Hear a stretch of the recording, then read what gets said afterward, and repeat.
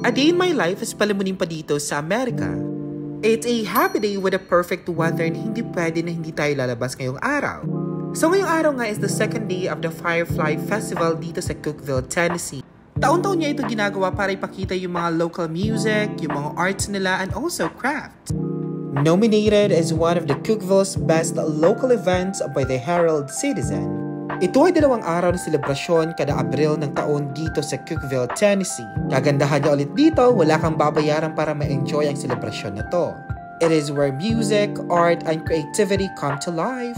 If magpupunta ka dito, for sure na you will be celebrating local music performance from the stage throughout the day.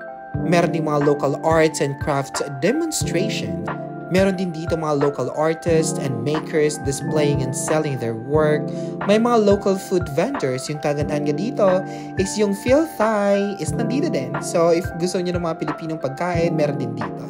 And for sure, you can also bring your kids with you, your family with you kasi may mga kids activity.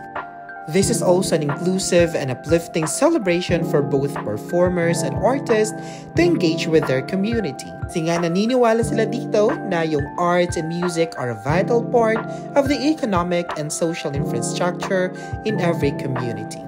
And if nagugutom ka at napagod ka, huwag mag-alala kasi nga dito may mga food trucks, food vendors na available na kung saan pwede kang mamili. Ito nga yung Phil Thai na yung may-ari sa Pilipina.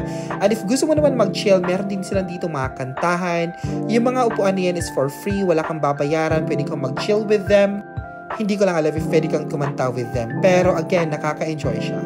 So that's it for my day. Maraming salamat sa patuloy na panunood. Thank you so much for watching. Goodbye!